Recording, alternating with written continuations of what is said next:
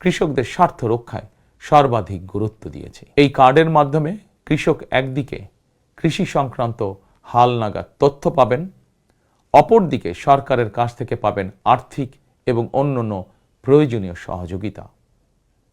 দেশে কোটি কোটি কৃষক শ্রমিক রয়েছেন, অধিকাংশই কর্মক্ষম।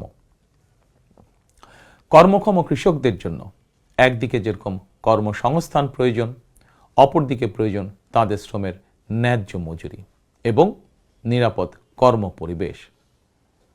আমরা মনে করি কর্মক্ষম এই জনশক্তির শ্রমই হতে পারে বাংলাদেশকে পুনরায় স্বনির্ভর ও সমৃদ্ধ বাংলাদেশে রূপান্তরের চাবিকাঠি।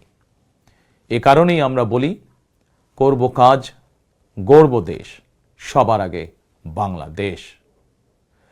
তাই আমরা আমাদের কর্ম পরিকল্পনায় কৃষকদের স্বার্থ রক্ষায় সর্বাধিক গুরুত্ব দিয়েছি।